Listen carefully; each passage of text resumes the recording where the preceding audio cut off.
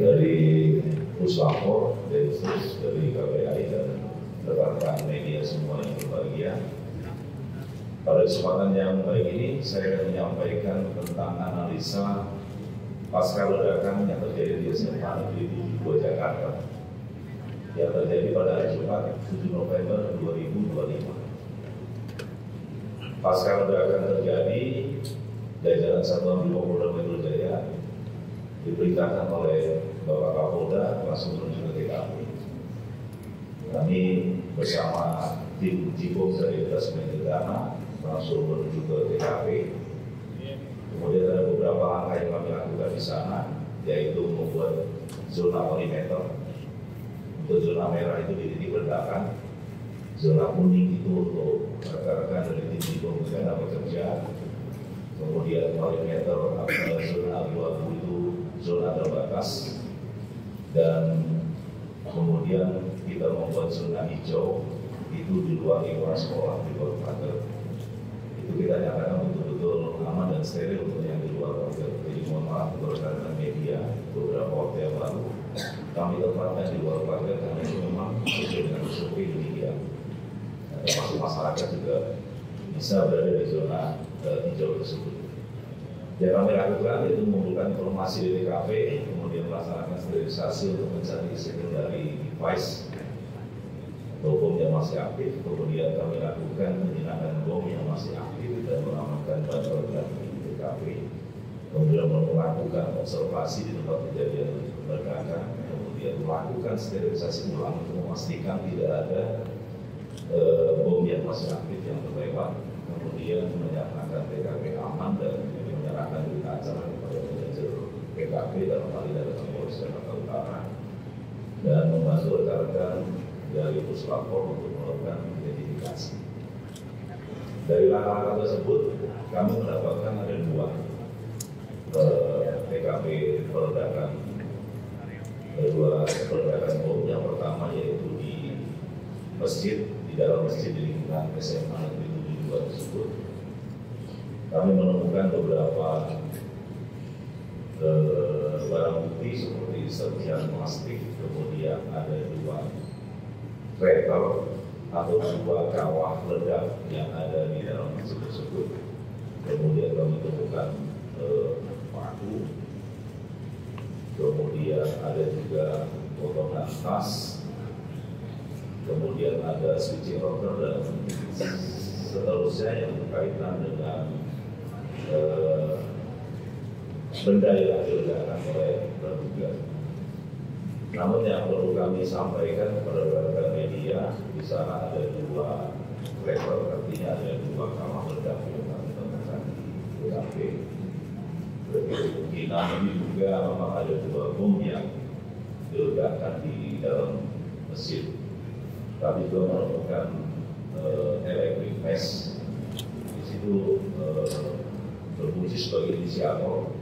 Kemudian ada papan PCB dan speed router yang tadi kami sudah sampaikan, dan ada baterai A4 dengan volt dengan daya 1,5 volt berarti 34 baterai berarti ada 6 volt.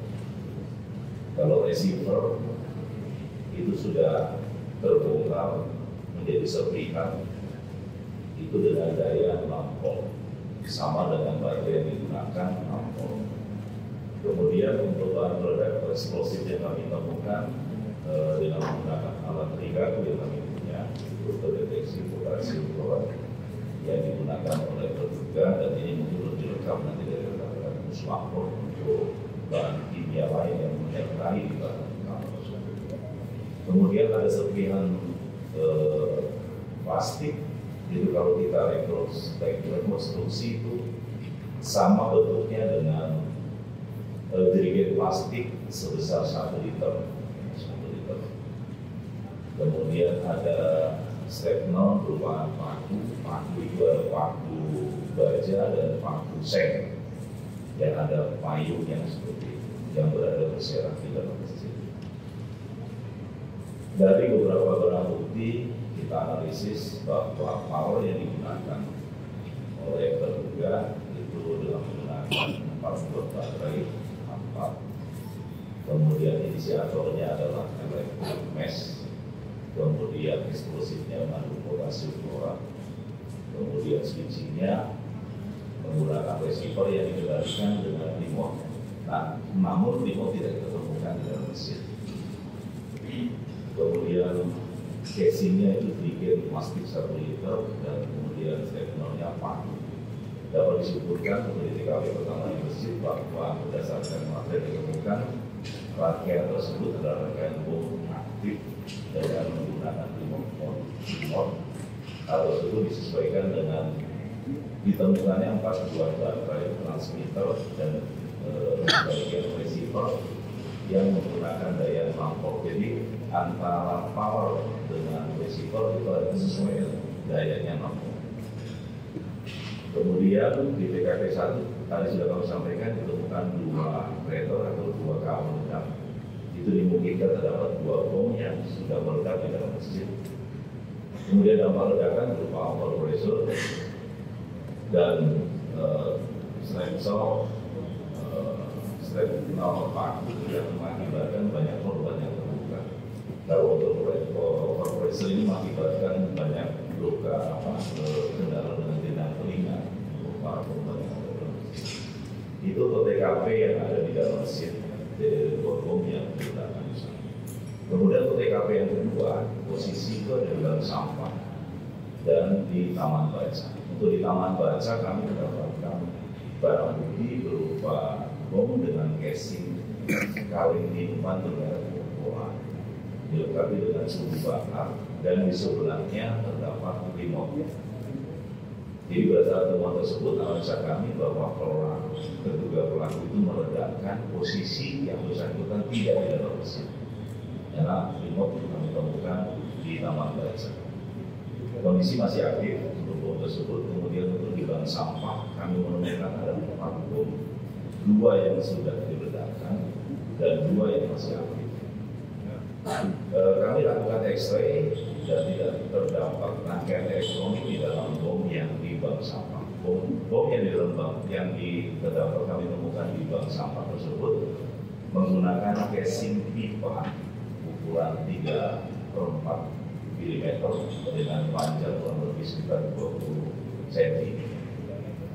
Itu untuk yang 2 sudah meledak. Itu namun tidak sempurna meledaknya. Jadi tutup casing yang meledak, namun casing pipanya tetap utuh. Dan 2 yang masih aktif sudah kita karena kami tahu tentang cara teman-teman dari Jibom untuk melakukan pembongkaran bom secara manual karena tidak ada rangkaian elektronik. Jika kami temukan di sana untuk powernya adalah sumber api, inisiatornya itu sumbu bakar firewall. Jadi kalau tidak dibakar ya boleh tidak meledak. Namun yang 2 itu dibakar oleh kemudian eksplosifnya sama menggunakan potasium klorat.